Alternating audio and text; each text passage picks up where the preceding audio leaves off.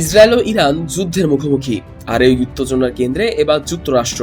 White house বলছে পরবর্তী 2 সপ্তাহের মধ্যেই প্রেসিডেন্ট ডোনাল্ড ট্রাম্প সিদ্ধান্ত নেবেন যুক্তরাষ্ট্র এই সংঘাতে সরাসরি জড়াবে কিনা। বিশ্ব এখন তাকিয়ে আছে মধ্যপ্রাচ্যে কি বড় কোনো ধরনের যুদ্ধের আগামনী বার্তা দিচ্ছে আমেরিকা। হোয়াইট হাউসের প্রেস ব্রিফিং এ মুখপাত্র ক্যারোলিন লেভিট জানান, ইরানের সঙ্গে আলোচনা এখনো সম্ভব।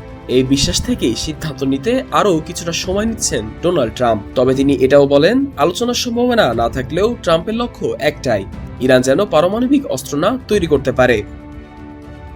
গোয়েন্দা প্রতিবেদনে বলা হলেও ইরান এখনই পারমাণবিক বোমা বানাতে যাচ্ছে না। এই মতামত ট্রাম্প মানতে পুরোপুরি নারাজ। প্রশ্ন উঠেছিল, কংগ্রেসের অনুমোদন ছাড়াই কি ইরানে হামলা হবে, কিন্তু হোয়াইট হাউস এড়িয়ে গেছে সেই উত্তর।